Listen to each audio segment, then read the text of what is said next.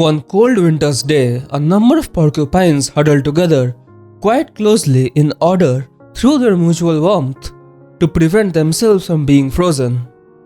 But they soon felt the effect of their quills on one another, which made them move again apart. Now, when the need for warmth once more brought them together, the drawback of the quills was repeated, so that they were tossed between two evils until they discovered the proper distance from which they could best tolerate one another. Are you a hedgehog?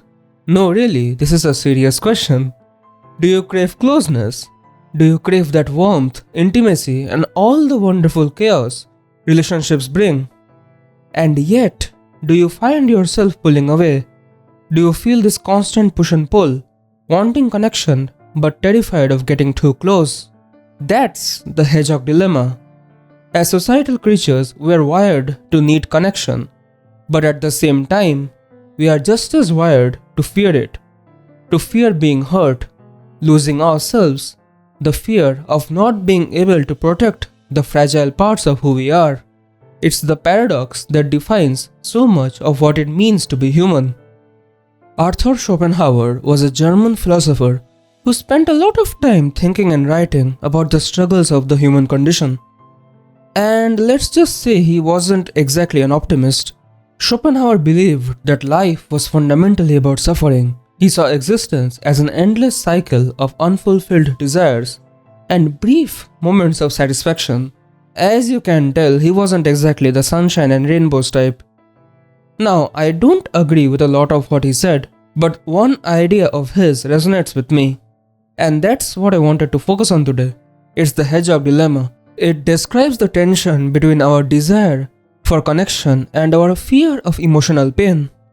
We crave closeness and intimacy, but we are often afraid to let people in. This fear of being alienated, of being shunned, misunderstood and abandoned, it makes us push everyone away. It makes us protect ourselves. That's the essence of the hedgehog dilemma. The internal conflict between wanting closeness and the fear of rejection. So how does it all work exactly?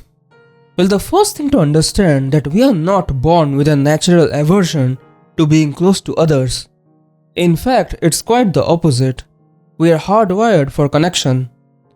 That's why babies cry and fuss if they are not held and comforted. There is a reason why friendships made in school tend to last lifetimes, even across time and distance. There is something inherently better about school friendships, an element we entirely lose as we grow up. Now, intuitively, you would think that the colleagues at work or the friends we made in university would stick around the longest, but they just don't. The tragic death of friendships, in general, is another topic entirely, something that I've already made a video on. But for now, let's focus on a broader view of the many relationships that we make. Kids can be brutal. When a 9-year-old wets his pants, most, if not all of his friends would laugh their heads off. And yet, because children are naturally more inclined to let them in, these events rarely stick around in the psyche. Kids judge, gossip, and do all the things their adult counterparts do, but they're simply much more transparent about it. And that's the key. They do not have the same emotional defenses we develop as adults. Defenses that protect us from pain, but also keep others at a distance. This shift from openness to guardedness is central to the hedgehog dilemma. Because as we grow older, we form spikes, strategies and mechanisms designed to self-protect, often without even realizing it. And in doing so, we sequester ourselves, isolating ourselves, all in the name of self-preservation. But again, not all spikes are made equal. And the spikes we form manifest in the attachment types we exhibit. These attachment types are sort of the manifestation of the hedgehog dilemma. A person with an anxious attachment type may crave closeness yet be terrified of being abandoned, pushing others away just when they seek connection most. Conversely, someone with an avoidant attachment style might develop emotional spikes early on, avoiding vulnerability altogether to protect themselves from potential hurt. Both are expressions of the internal conflict Schopenhauer described: the desire for closeness, but the fear of pain. Here's a good rule to remember. If something is driven by instinct, evolution, or the way the world works around us, then it's not easy to change. Like, you cannot just walk up to someone like me who really struggles to form bonds and go, "Hey, you should not be so prickly."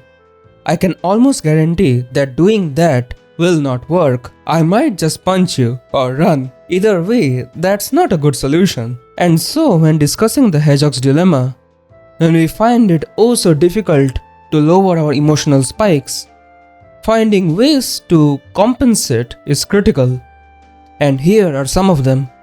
Schopenhauer's metaphor concludes with the porcupines ultimately discovering a proper distance where they can tolerate each other's spikes. This distance where those cute hedgehogs can cuddle for warmth without poking each other too much. For us humans, this may point to boundaries. I've seen this a lot, that those of us, the shy, the nervous, and the avoidant, those who really need to learn to say no, rarely do. Cut to situations where your spikes get unsheathed fully and you find yourself poking the other person or even yourselves with those spines. The result is hurt feelings, self-loathing, guilt, and a quick retreat into isolation. And hence, finding that balance, learning when to keep close and when to pull back, is essential to fostering connection without losing ourselves. The metaphorical spikes I keep alluding to serve only one purpose, and that's to protect the soft, vulnerable parts of ourselves. But what if we did not need them? What if, instead, we become a bit more resilient? It's a concept that's much easier to talk about than to do. But if we can learn to see things a bit more objectively, perhaps we may begin to realize that the emotional wounds we fear are not as damaging as our mind makes them out to be. There is this great video I watched recently. It's titled, "Everybody's a Complete Mess and You Should Be One Too." It basically hammers a very important point home, that under the farce and the show-offing, under the empty fake smiles and hollow conversations, most of us are a complete mess. We're all a bit broken, a bit screwed up, some more than others perhaps, but nobody is without fault. Without nights spent staring into the ceiling, without walks where every breath seems to be a sigh. We often worsen everything by gaslighting ourselves to think that everyone else is living a perfect existence. And that, of course, cannot be further from the truth. In the end, it comes down to finding a healthy balance between protection and connection. In the original metaphor, the two cute hedgehogs ultimately find the perfect spot where they can both enjoy each other's warmth without hurting. But for humans, that equilibrium may come to be quite a bit harder to find.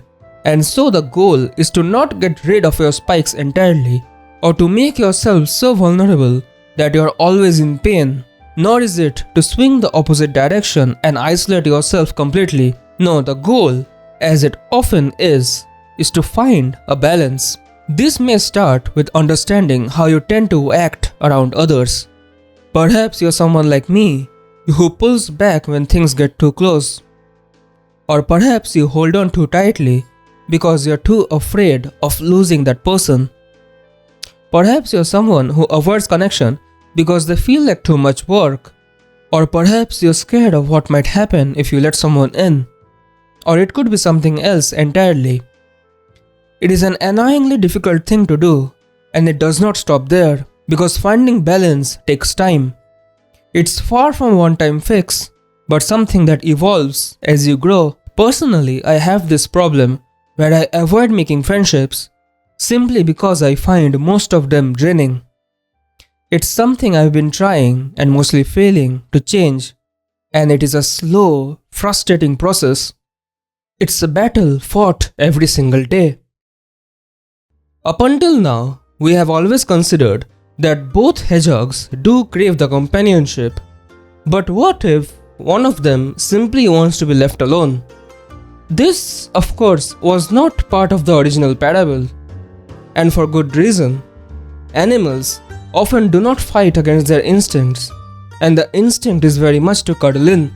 But us humans, we can and will do things that go against our natural inclinations, and hence, a great many of us end up isolated, not because of fear, but because we simply prefer solitude. Some of us find other people, especially new people, draining. We find the act of seeking others out draining. And it's surely something to consider, because if we slightly alter the dilemma from risking emotional stability for social bonds to simply doing it to be happy, regardless of how we go about it, things might get a tiny bit easier. The hedgehog's dilemma highlights the fundamental tension we all face. Our innate desire for connection, for companionship, balanced against our sometimes crippling fear of emotional pain. Like hedgehogs in the cold, we want warmth and closeness, but our defenses, our emotional spikes, often make these connections difficult and uncomfortable.